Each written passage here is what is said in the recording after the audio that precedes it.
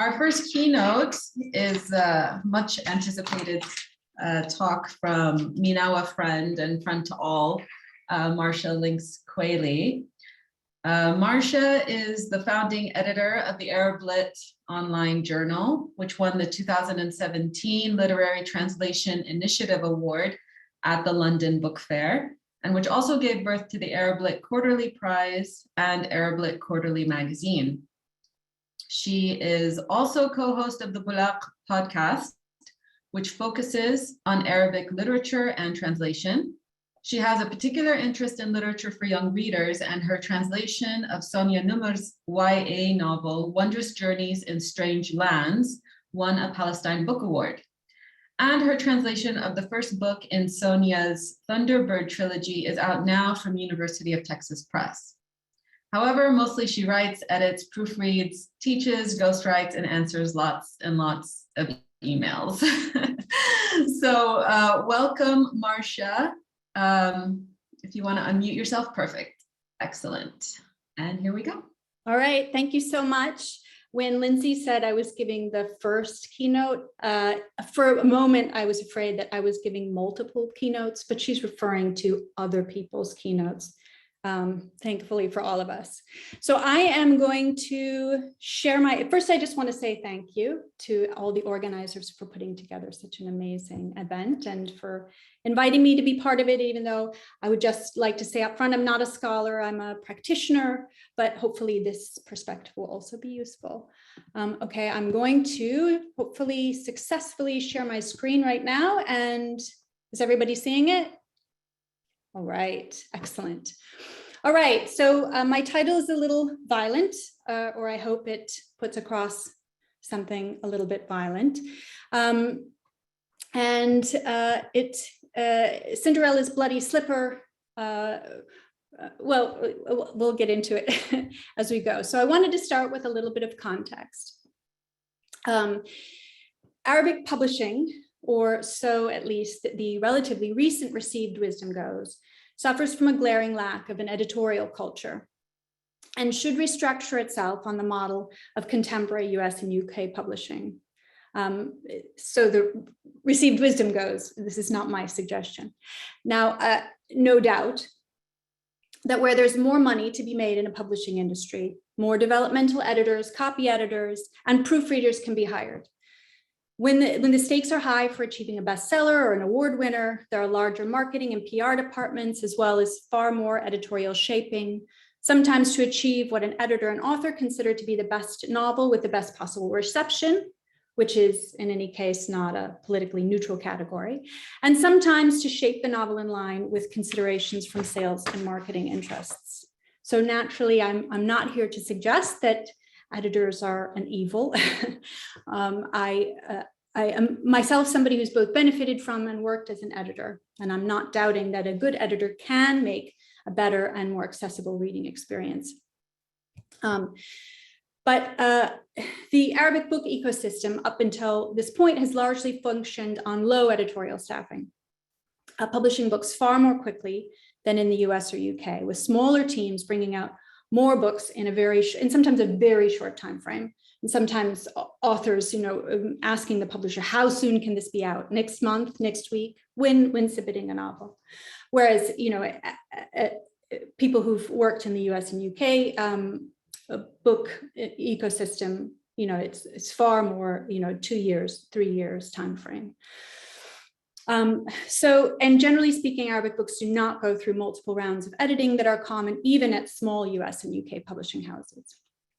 And so I want to sort of stop here to say that, while some observers contrast these as more developed and less developed book ecosystems, as though everything sort of runs on a single trajectory, I think the terminology of sort of backwardness and development particularly misses its mark when we're talking about a book ecosystem that's been around for a millennium and a half. And I think we can point out aspects of Arabic publishing that have been hobbled by colonialism and autocratic rule without saying that, absent these factors, Arabic publishing would look exactly like US, UK, or continental European publishing. So, but in any event, in the past 10 years, there's been a strong call inside and outside Arabic publishing to the effect that Arabic book ecosystem suffers from a relative lack of editors. And this has had echoes in translation that I'm going to talk about. In his well-publicized, at least within our sphere, 2014 speech, at the announcement, and this is my terrible photograph, sorry, I'm about the world's worst photographer. At the announcement of that year's winner of the International Prize for Arabic Fiction, judging chair Murid Barghouti sort of eschewed the normal speech about winning titles or themes in that year's books. And instead, he made this thunderous speech about quality and particularly asked for more editors and fewer books after having read through nearly 200 novels for that year's prize. And unlike in other years, a copy of Barghouti's speech was handed out to the press in both Arabic and English and did spark a change in the rules for the prize. And since then, the profile of this call for editors has only risen. And indeed, at this year's International Prize for Arabic Fiction press conference, judging chair Shukri al-Mabhout was asked to respond to Barghouti's 2014 speech. And he initially attempted to avoid the question, bless him, but in the end, he answered and said that some of the novels could have been long list worthy if they'd had a better editor. So I'm not suggesting that Barghouti or al-Mabhout's assessments are wrong. Working with an editor is absolutely a positive experience. However, that is, when the author and editor are working as partners, communicating well, and share a similar understanding of what a good piece of writing is, ideally working in the same linguistic and even genre context. So when I say working as partners, I also mean working from similar positions of power. Obviously, there's always a power imbalance between author and publisher, usually in favor of the publisher, but not such a power differential that the author can't defend their vision. And communicating well, that is, there needs to be a shared understanding of the process and a similar understanding of what a good piece of writing is. And to extend my metaphor with apologies, that scenario would mean sort of adapting the shoe to fit the foot rather than adapting the foot to fit the shoe. So however, to state the obvious, those who are at the center of power are most likely to see their standards as universal and publishing as elsewhere. Everyone should eat with a knife and fork. It's just good manners. Every novel should have a rising action, climax, and denouement. Oh, my PowerPoint is not moving. Oh, okay. It's just the way things are done. And many US and UK editors, like many of us, treat their own standards uncritically. And I would add that this is for all levels of the process, that even a copy editor is not simply a mechanic, that in order to do our jobs, we need to have some idea of what we mean when we claim to be improving a sentence, some sort of working theory of what a better sentence will be. So in my sort of violent metaphor, Cinderella's slipper is the editor and publisher's ideal, much as the glass slipper itself is a body ideal. And this glass slipper could be bestsellerdom, critical acclaim, literary prizes, some other version of a best book.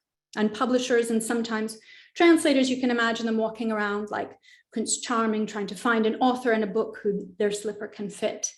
And in some cases to chop off a toe or a heel if it doesn't. And so I just want to quickly point out that when it comes to a title translated from Arabic to English, there can be many editors. And I'm also going to expand the idea of editing in the course of this talk.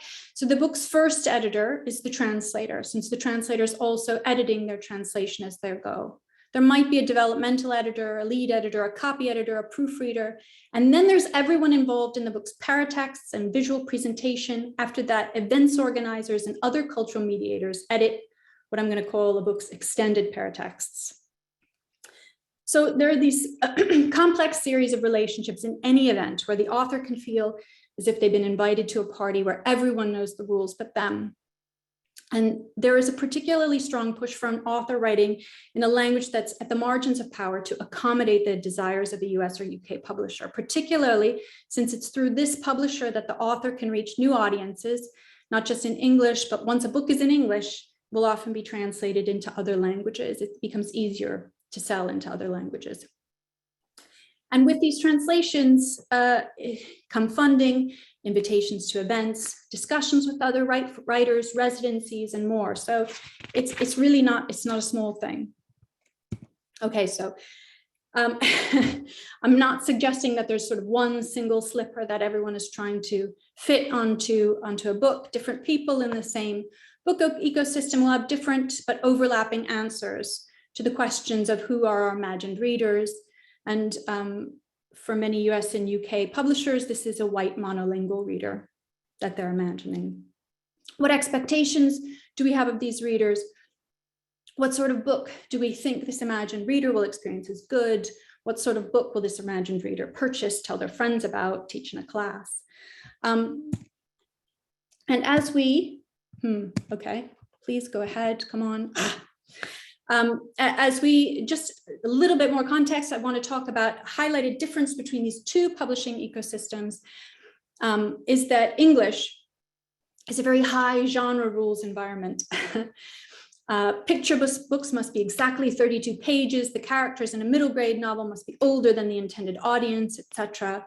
For adult readers, novels must be a particular length, not less than 70,000 words, but not too long either. They must have a familiar shape, yet surprise us. And I'm in no way suggesting that rules aren't good for literature or can't be good for literature. You know, there's many, in some eras, authors had to write chapters to an extremely specific length, the same every week because they were serialized, or poetry in very specific forms. And these had sometimes beautiful results, but I'm speaking in particular to books moving between different ecosystems that have different rules. And when it comes to genre conventions, contemporary Arabic publishing is a very low rules environment. Now, of course, if you want to talk about censorship, there's censorship in many different phases of publishing, and that's a kind of a rule. But what I'm suggesting is that in Arabic publishing currently, a novel could be 100 pages or 900, and no one's going to tell you it's not done that way, and you can't do that. A picture book could be 18 pages or 32 or 46 or 57 or 58. So there's no particular rules genre-wise what can or can't be called horror or science fiction. And again, there's sort of upsides and downsides to both high rules and low rules environments. For picture books, let's say, US and UK publishing often sort of freezes out picture books from countries and languages that fall outside their 32-page norm and other rules. Whereas Arabic publishing sort of lacks the lexical guidelines that might be useful to librarians and teachers. And with adult novels in US publishing, the length restrictions are very strict because supposedly, for instance, bookstore owners think consumers won't feel they're getting enough for their money if the book is too short. And so in some imaginary equal power relationship, both modes could happily coexist, maybe even with both publishing ecosystems learning from each other.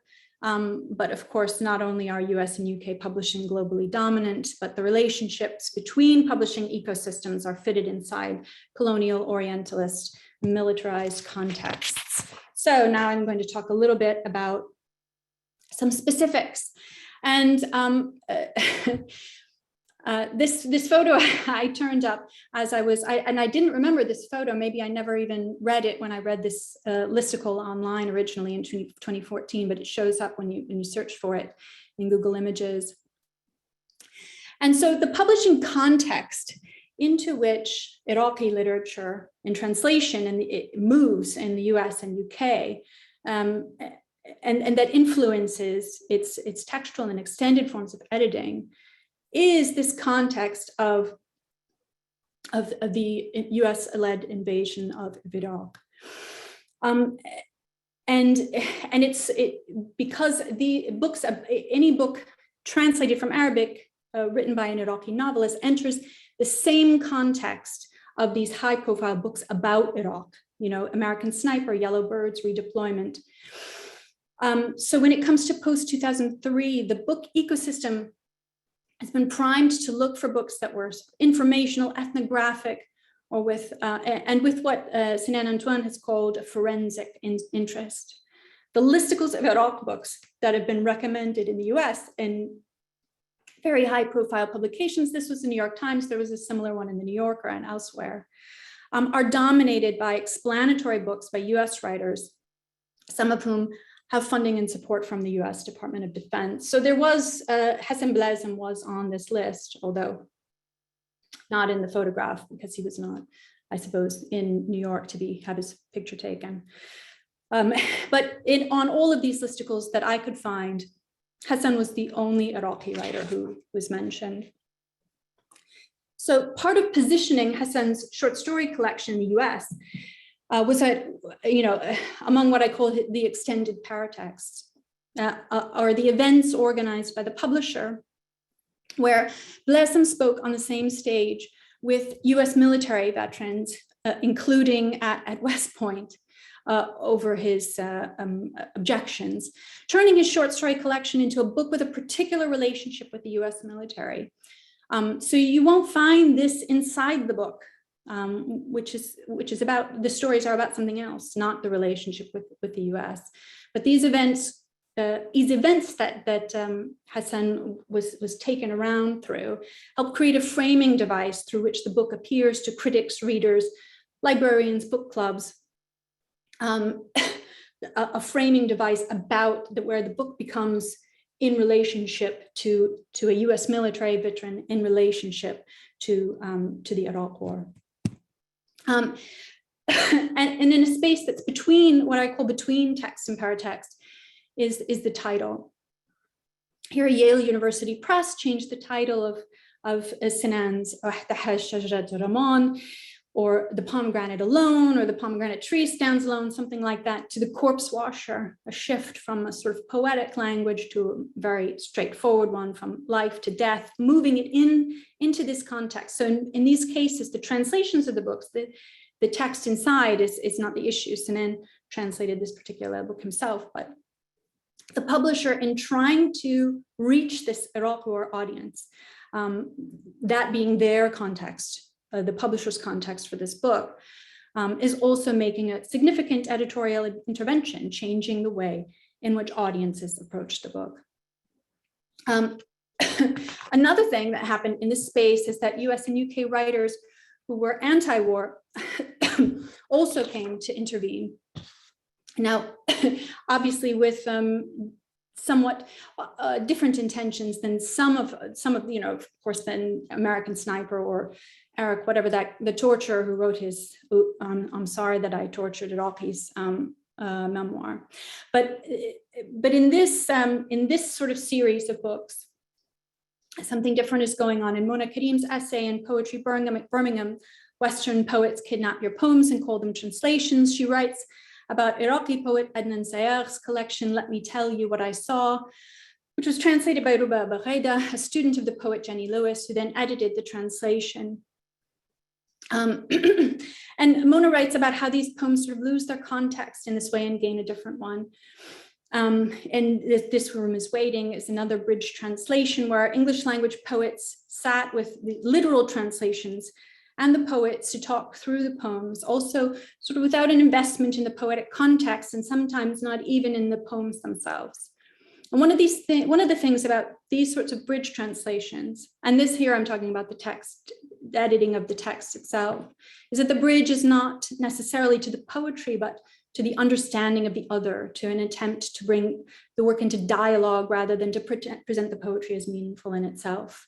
And this also fits into this Iraq War context. So by and large, the frame through which US and UK publishing has seen Iraq in the last decade and a half is through this lens of the US-led war on Iraq and its consequences.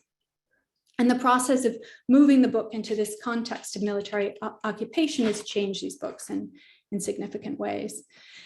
So sometimes there is a whodunit aspect to these changes, particularly the textual ones, particularly because there are many editors involved. So who is making these changes?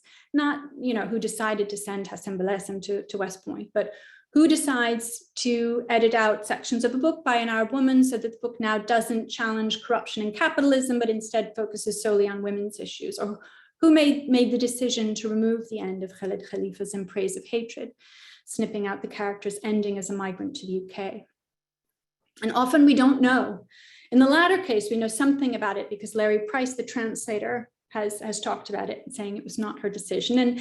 And the author Khalid Khalifa has spoken about how angry he was at the process. But there are many more instances in which we don't know, and maybe nobody has even ever read the two against each other. And so the only people who know are the author and translator and the publisher themselves. And it's difficult to get publishers in particular to answer questions about these choices. So if we assume they felt they were making a better book, what do they mean by that? Why should In Praise of Hatred end in Syria instead of the UK?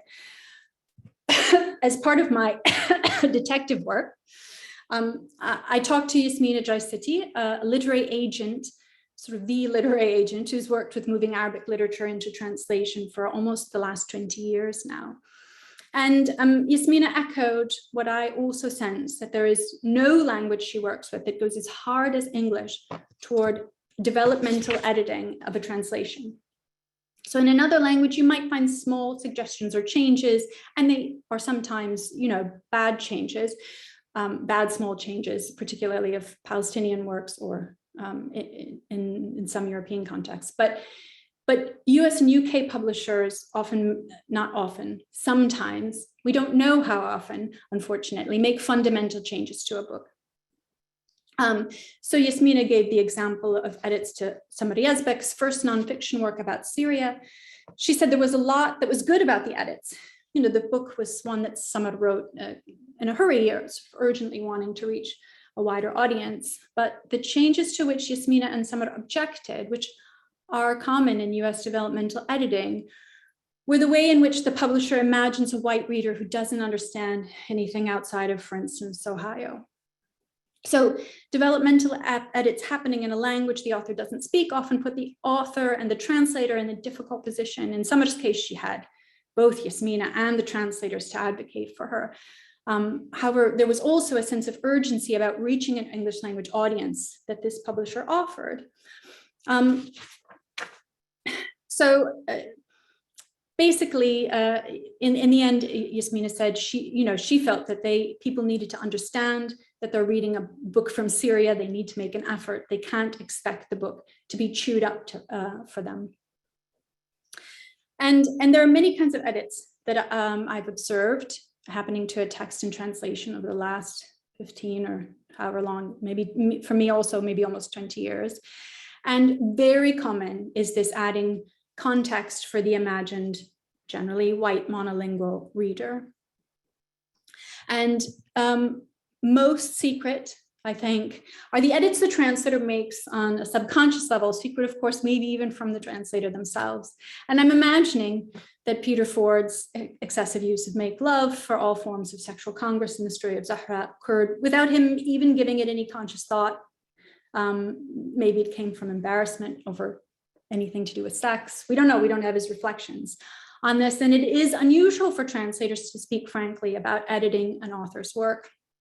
Elliot Kola has spoken about the changes in Rabaya al-Mabhoon's The Lady from Tel Aviv. And at a talk at the American University in Cairo some years ago, Humphrey Davies talked about how he removed an anti-gay slur from a book without consulting the author.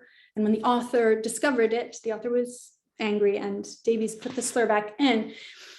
And I think he shared that because after that, he did not remove anything without consulting the author.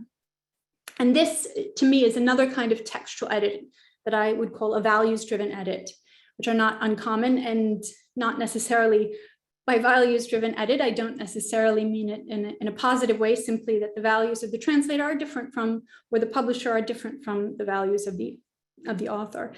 So for instance, there were values-driven edits to Yusuf al-Mohammed's Where Pigeons Don't Fly in the English translation, where the Bloomsbury Qatar Foundation Publishing removed, among other things, a reference to lesbian sex for the English translation on the orders of Qatar Censorship Board. And again, the author may not have liked the edits, or I don't think I spoke to the author directly, but I think from the translator I understood that he didn't like them and the translator certainly didn't. But ultimately the author wanted access to English. I also have experienced something I would consider a values-driven edit in Sonia Nemr's historical fantasy, Wondrous Journeys in Strange Lands. There's a man who buys and sells enslaved people, which is portrayed as a horror, of course. But this man then later does a kindness for the main character, and the editor felt that somebody who trafficked and enslaved people couldn't also do a kindness. And after consultation with Sonia, the person doing the kindness was changed. And there, as I mentioned earlier, there are certainly less benevolent, values-driven changes to Palestinian novelists' works and translation. Other sorts of editing textual editing can change the emphasis of a book, because the edits to Noella Sadewi's Hidden Face of Eve became such a topic of scholarly discussion. A later edition acknowledges that there were edits in the foreword. However, there's still no explanation of who made the decision or why. For those who aren't familiar, the opening chapter on FGM was added to the English edition, and the critique of patriarchal capitalism was removed. And we can imagine reasons for why a US UK publisher would do this. And it seems to have been a relatively common form of editing in the 80s and 90s to make women's books more about women's issues and less about other sociopolitical critiques. But again, when there's no transparency around these kinds of edits, we're sort of left to guess. And for myself, I think, without having done a study on it, the most common sort of developmental edits have been making the book more accessible to the imagined white monolingual reader. And generally, it's left to reviewers or academics to discover what has changed in translation, although there are very few reviewers who take the time to read both texts against each other. So then also, I want to go back to this space between text and paratext to talk about a title where the agent, translator, and author were all unified against changing it in translation. And as you can see here, it is only English that's the outlier that changed this perfectly lovely title of Huda Barakat's Barid al-Layl, The Night Post, which becomes Voices of the Lost, as you can see in English. And I would argue that this title change changes the reader's approach to the book from this sort of semi-magical system of communication, the Night Post, to a sort of lament for refugees or exiles who are lost, who the activist reader might find. So again, this book is moving into a context where there is a lot of discussion fixed around a particular way of discussing migration and refugees. And the publisher, as sort of us, we are regular people, they are refugees, to pity them or however we want to act, but the publisher is fixing the book and refixing the book in this context. And in the end, Yasmina told me that they all felt strongly, but the publisher insisted. Yasmina is also the agent for Huda Barakat. And it's difficult to know exactly how a change in title changed the book's reception in English. But she later added on our discussion, for example, they sold the rights to Yale University Press. And then Yale University Press sent me a cover, and I wrote a one-page long email refusing the cover, which was horrible. It didn't correspond to the book. It seemed like they hadn't read it. It was the migration crisis cover, people behind barbed wire. This is not what the book is about. So I would surmise that it's possible the new title is what gave the design, Voices of the Lost, is what gave the designer the idea that it's a migrant crisis book. And also the Guardian review is titled Voices of the Lost by Huda Barakat, Migrant Stories, and the subhead adds, a chain of letters links 5 refugees. So it's hard to know without sort of grilling everyone involved, and it seems to be stuck again. Okay. Yes, okay. So here I want to say that, so there are like these multiple overlapping contexts that a book is moving into when it moves into English. There's this Iraq war context, migrant crisis context, saving Muslim women context.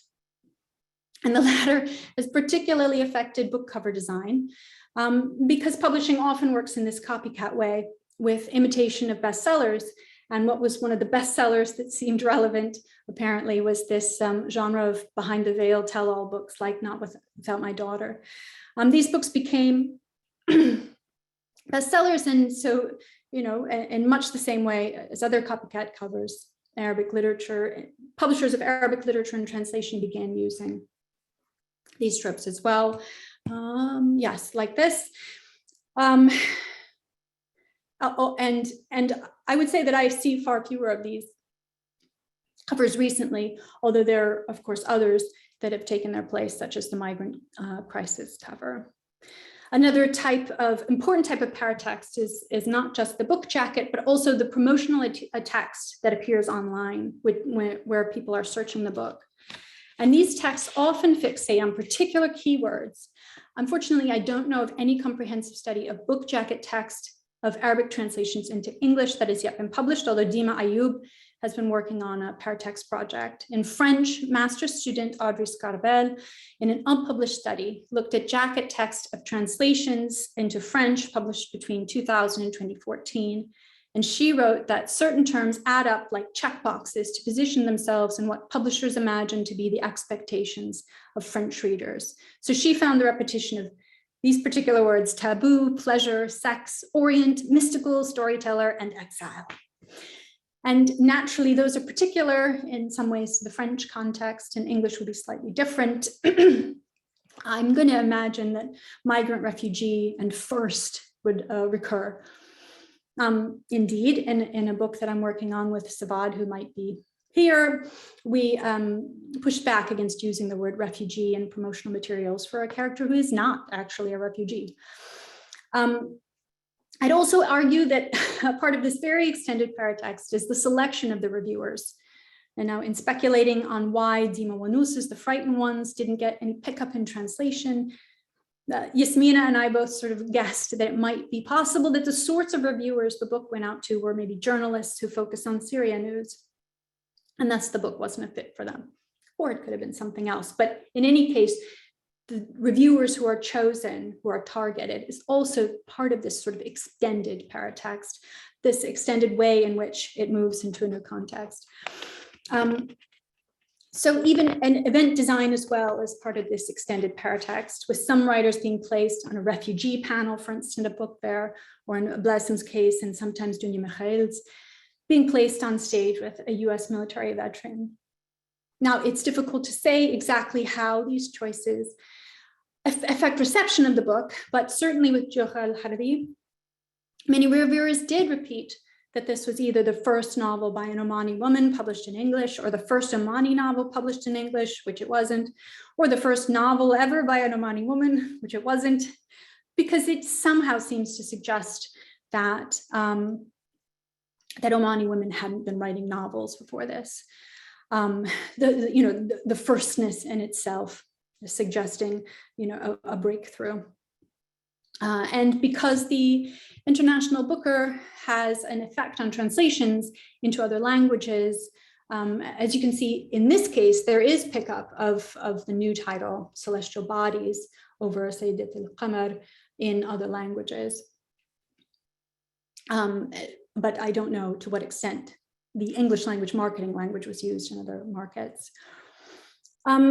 So to sort of return to the original Arabic novel in want of an editor, this sort of truism has reached English language publishers, is where I mention it, some of whom repeat it as a reason for why they need to intervene in a text. Arabic books aren't edited, they say, and therefore I must.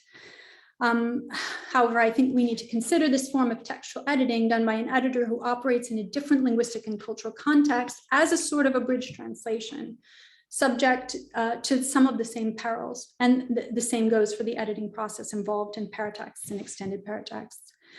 And again, if there were somehow magically no power differentials, editorial changes might be relatively harmless, something for professional translators and academics to natter over at conferences, except, as we well know, the saving Muslim women trope, for example, has real life consequences. Just as with the original metaphor, there is violence in it. It's more difficult to speak about reasons for changes in the text, but as far as the paratext goes, many publishers and some translators seem to accept that Orientalist cliches are a necessary part of the paratext required for attracting a reader's attention. And that once a book has grabbed the reader, then at that point, the book can speak for itself and change the reader's mind. But as Layla Abu-Ghod has explained so well, we are always, as readers and media consumers, placing new stories into an existing mental context, reading or translating everything through the lens of everything that we've consumed before. And each piece of text and paratext is part of building, reinforcing, expanding, or shifting that context. And I promised myself that if I did this in time, I got to end with this slide, and I hope I did, and that there's still time for questions.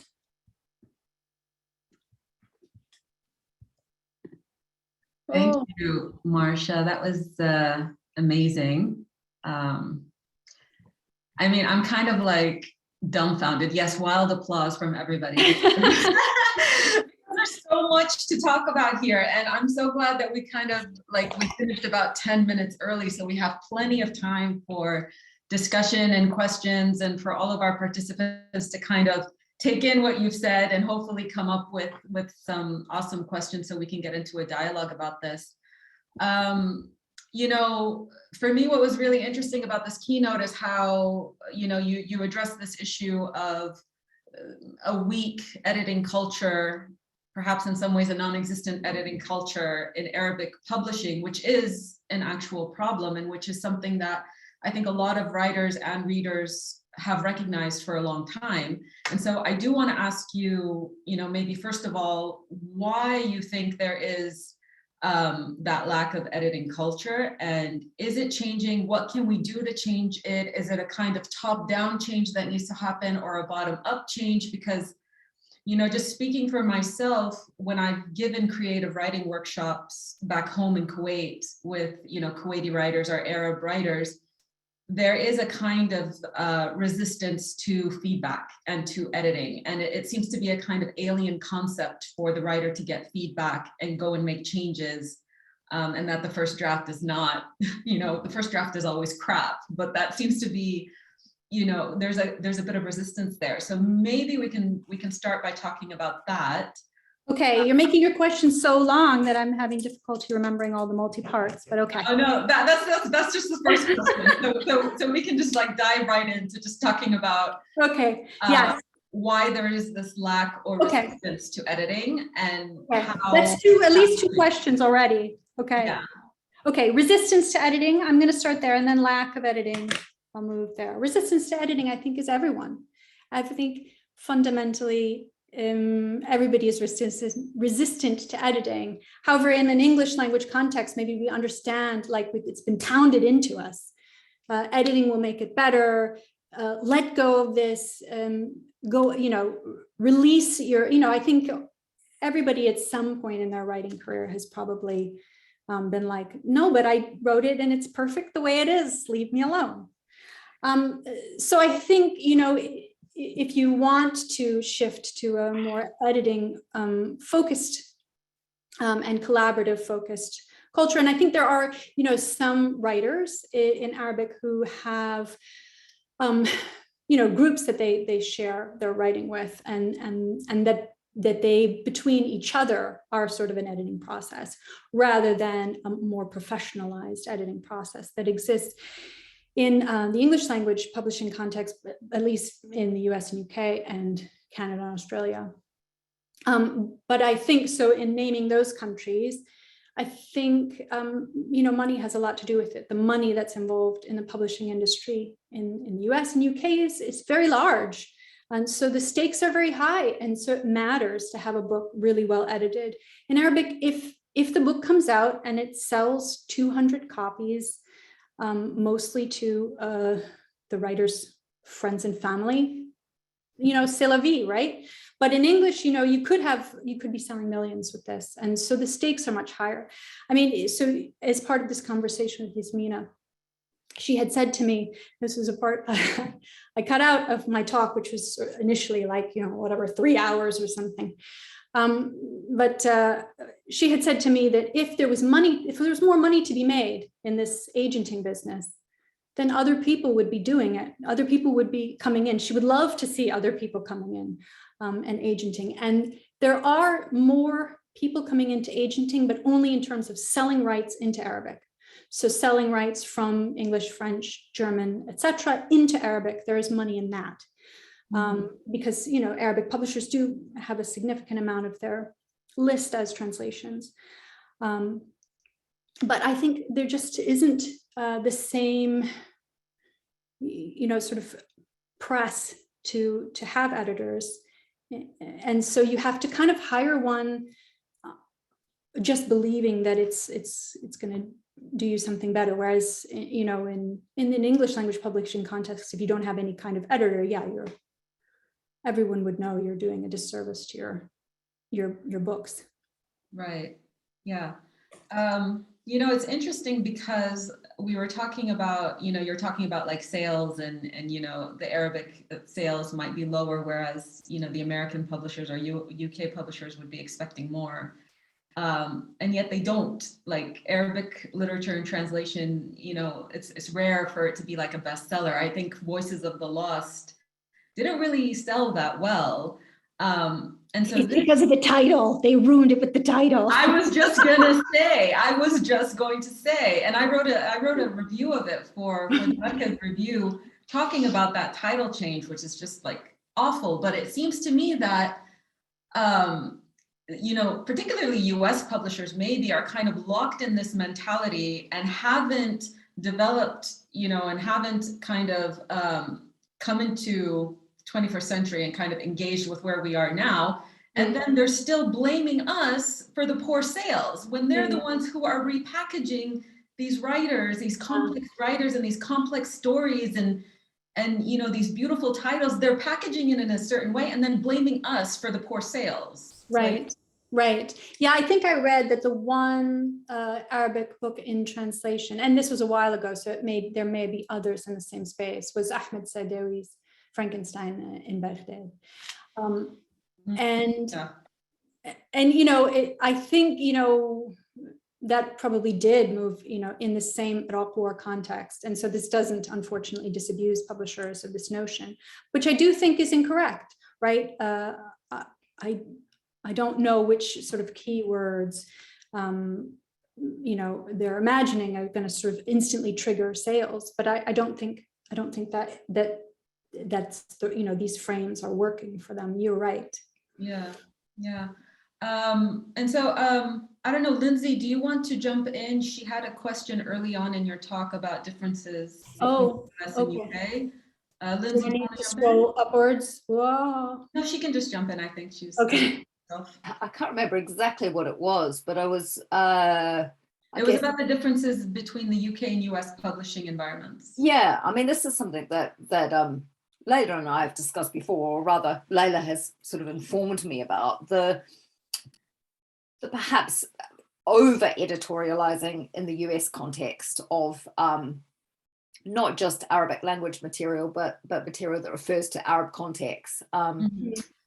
I mean, from my personal, subjective experience, I have found the British environment to be more receptive and more open, whereas the American seems more narrow, to my mind and in my experience, and still locked into very specific frames that are like 30 or 40 years old at this point.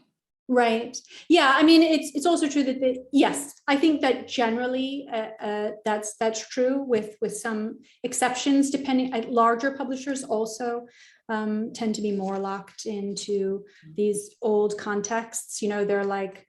They've got a larger marketing department and they've got this frame that was passed down from Bob and I don't know Bob. That they're using. I don't know how this works. It is a little bit obscure to me, like how these things function.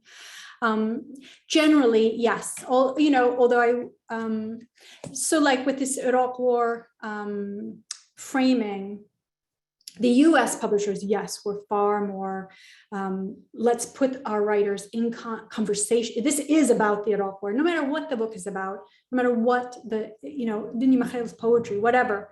Let's put them on stage with an Iraq war veteran. And there's so much money from the Department of Defense in those veterans' writings.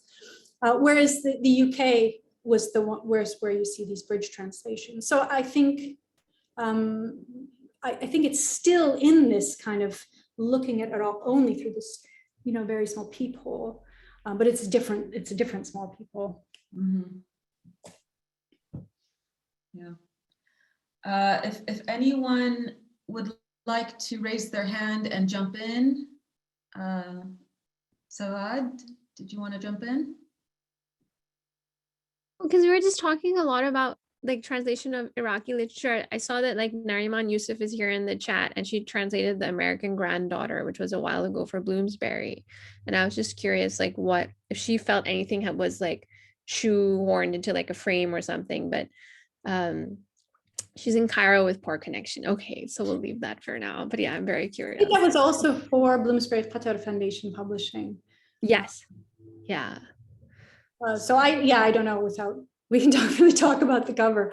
I don't remember the cover. What was the cover? It's this girl with like long brown hair and I think war in the background. Yeah, but I'm gonna stop talking now. I think there's a new cover out now with the re-release. Oh yeah, it's an eyes showing cover, actually. Okay, Mariam has a question. You want to jump in or? Yeah. Oh, sorry, it wasn't a question, it was more of a comment that I just see that a very similar pattern happening with film titles when they're being marketed outside different countries. And what I see, it has impacted some younger generation filmmakers actually think about the Western marketing and choose single word titles for their films. And somehow when a film is made, for example, in Iranian context, you can see that the title is already kind of has a kind of a international perspective, as if they are already thinking when I'm sending it to festivals, it's going to translate easier. And films that are very much so geared towards a domestic audience, they have much longer, much more meaningful and elaborate titles.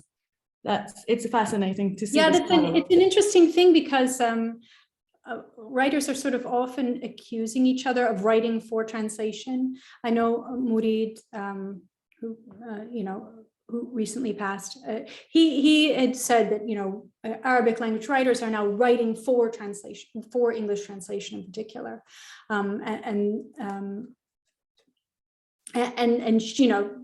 some people also say, oh, you included a gay character because you want to have it translated into English, etc. But I don't know to what extent that really factors. I find it different. I find it different. Some books clearly are like sort of jumping on trends. There have been a number of novels about, say, trans characters in recent years in Arabic that didn't really need to be written because they were written specifically like oh, here's a book with a trans character in it by authors who I know are interested in being translated. There's a lot of murkiness involved, I guess, in the whole process or the whole dynamic. There are so many parties involved, and this is one of the things that I'm hoping to talk about with our translation panel later on today. But it was like you were saying, if one or more of the parties is not willing / able to talk about these changes or decisions that were made, which perhaps do a disservice to the book or the author, then the reader really has no idea. And as you mentioned, it's not just an academic scholarly exercise. If you don't have people like me or other scholars who are reading both the original and the translation, these omissions and manipulations just completely go unnoticed, and they pass into the mind of the Anglophone reader. And then it becomes this kind of like vicious, self-perpetuating mythology of what Arab women care about and what they write about. Yeah, exactly. Yeah, exactly. From sort of all aspects of this, right? From the way in which the cover is designed, the way in which the writer is positioned with Arab women's writing, it's much more, it has been, not always, focused on the biography of the writer too. Who is this, who is this person? Mm-hmm. And to edits that are made to the text. And yes, I'm sure there are many more that egregious omissions and changes that nobody's written about because who's reading them necessarily in both languages? Right, exactly. for like a non-academic purpose, or just, not out of curiosity. Right. Marianne? Right, and in my original talk, I was going to say, reviewers, even if they are bilingual, let's say they're being paid They're not going to read books. $25, $50, $100 to review this book. They don't have the time to read side by side. I always kind of chuckle a little bit when I read, a review that says it's a beautiful translation. I'm always like, how do you know? Right. How do you know it was a beautiful translation? Did you read both? Right. Okay, so maybe Mariam, and then I think Lindsay has a question about the IPAF as well. So I'm just going to be a bit of a devil's advocate here and say where then, especially with your last comment, Layla, I actually was thinking about this, and then you said this, it makes it a bit more interesting to talk about it and see your perspectives, is that the position of the translator.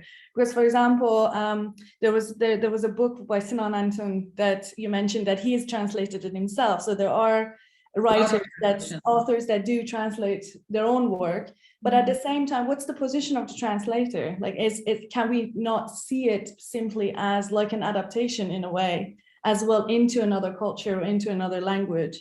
Like, yeah, I think there's elements there that is interesting to see. What's your perspective?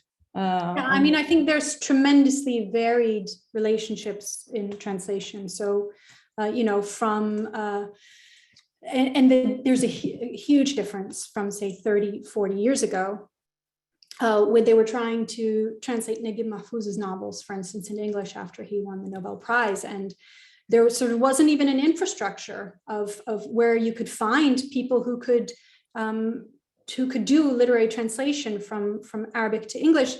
And so they cobbled together these groups, sometimes of like 4 or 5 different people working on a single book, which are in some ways kind of zombie translations.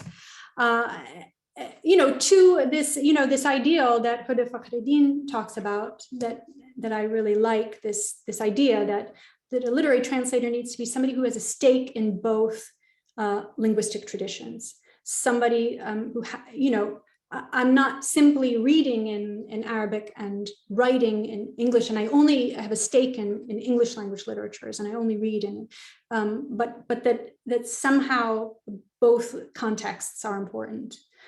And there are these, sort of many more now, bicultural, bilingual translators moving between. So Sinan's next book after that, I think, I don't remember what order they came in, but I think the next one was translated by Maya Tawbak, who is, also, bilingual, bicultural translator.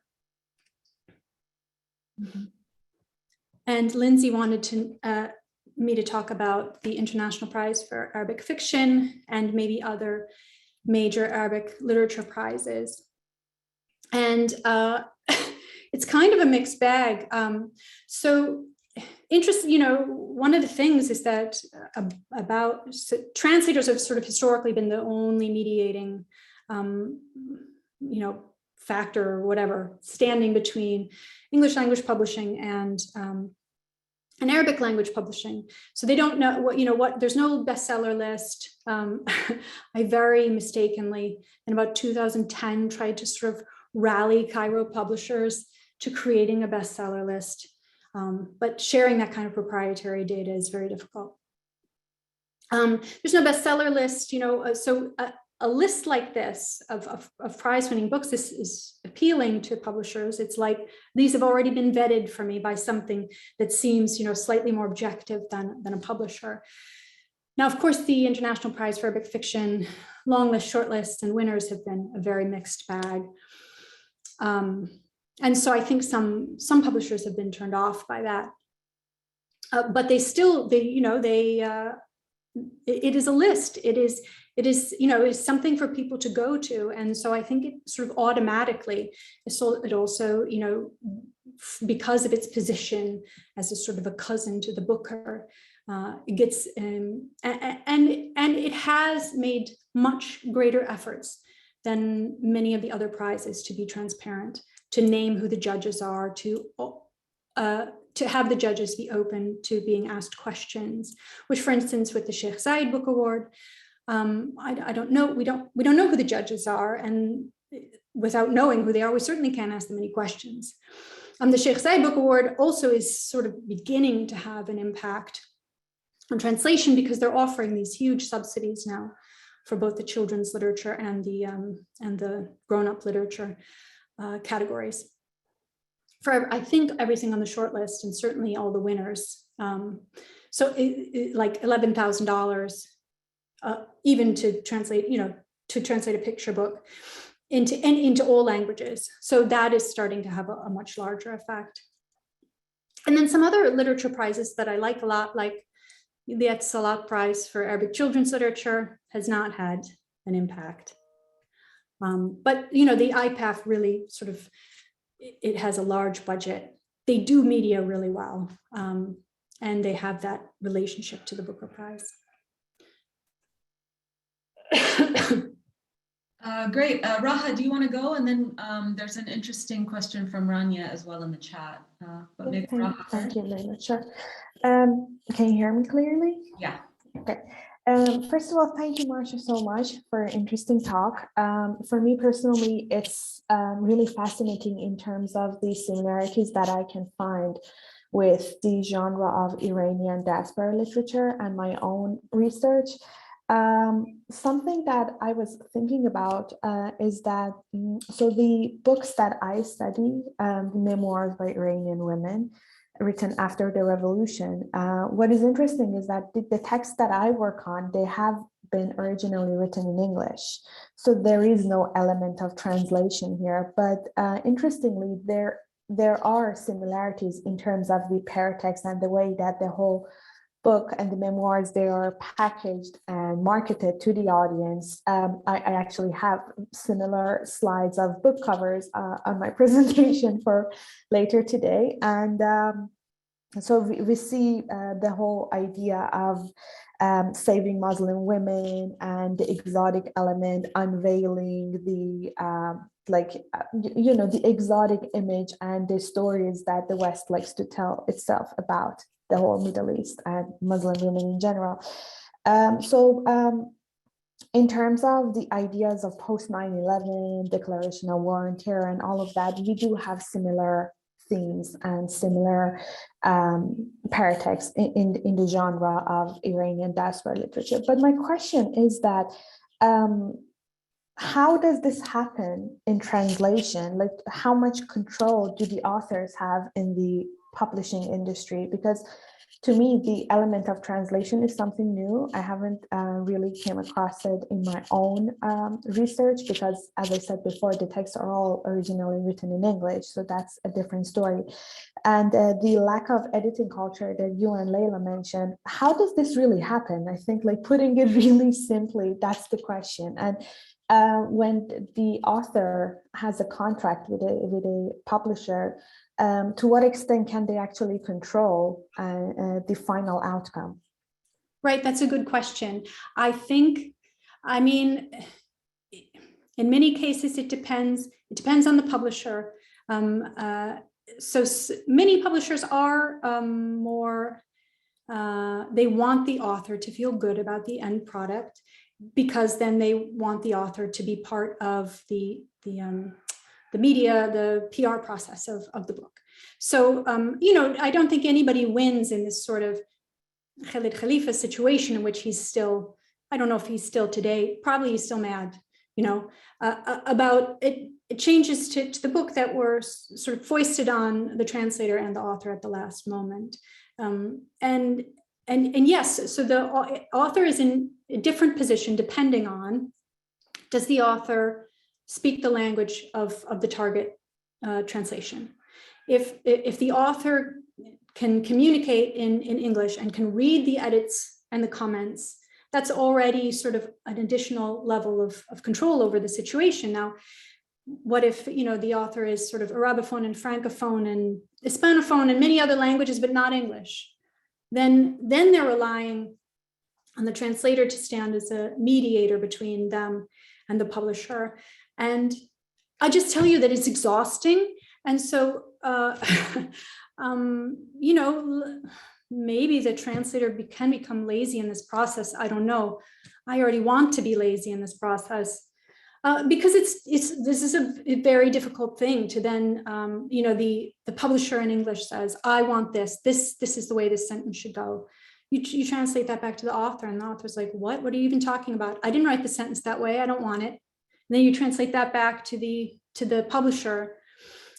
So, and you know, the publisher, you know, can say, okay, we need to get this done. Let's move this ahead. You know, larger publishers have more fixed timelines than smaller publishers, but smaller publishers can also be very like, no, this is my vision. This is how I want to see this done. So I think the author has varying degrees of control depending on the extent to which they can intervene in the process. I mean, for instance, with Sonia can read my translation and can read the emails from the publisher and be totally involved in the process herself, not needing any mediation.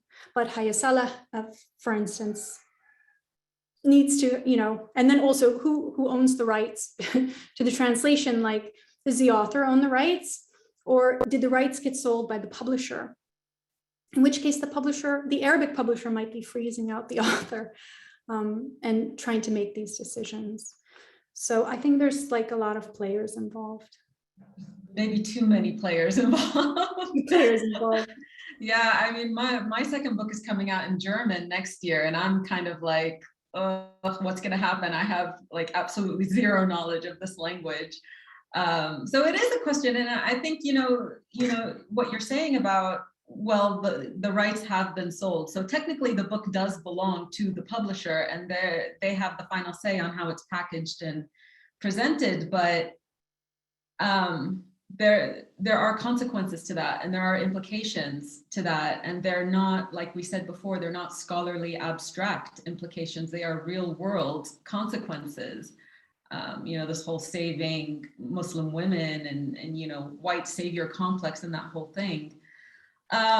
So we've only got about 5 minutes left. So I don't know if you can maybe give Rania a short, like brief answer, because I think her question is really important. Yeah, it's a great question. Yeah, I hope you don't mind me, Rania, reading out your question. Who should the imagined reader of Arabic literature in translation be, to be considered during translation and marketing as an alternative to the white person in Ohio? And you call them the imagined white monolingual. Right, for the imagined white monolingual. Yeah. In perhaps Ohio, I don't know, in Bradford. I imagine them in Dallas. You imagine them in Dallas? Yeah. Okay. I don't know why. I think because sort of this flat standard American English is considered to be from like Ohio. The Dallas soccer mom. Yeah, okay, Dallas soccer mom. I don't think the Dallas soccer mom is buying these books. I'm sorry to say. Maybe not. You know, so I don't know the answer, Rania, but, and Rania knows I don't know the answer. But I would say that when I started Arablit, I did kind of imagine that the majority of the readers of the website would be, I don't know, people in the US who didn't have a familiarity with the context of Arabic literature at all, which is wrong. The majority of readers of Arablit are people who are Arab, actually. So who is this, you know, who should we imagine as the reader? You know, I guess somehow if we could not imagine a singular reader, that would be great. But I don't think the reader is of translated literature is by and large monolingual. And I don't think they are white, and they're definitely not in Ohio. Maybe some people are in Ohio. Some people live in Ohio. But I don't have a replacement sort of image. I think somehow you have to imagine a plurality for your imagined reader. Yeah, I mean, as a writer, I don't think about the reader at all. So maybe the publisher should take their cue from me. I think the marketing department would flip out at what you just said. Yeah, they would have some problems. Okay, well, thank you, Marcia, for that. That was amazing. And I'm sure everyone has enjoyed it and really engaged with it. So round of applause for Marcia. Thank you, everyone. And I'm going to pass it over to Lindsay, who's going to be chairing our first panel. Hi everyone. Thank you so much, Marcia. I can copious pages of notes, as I'm sure everyone has.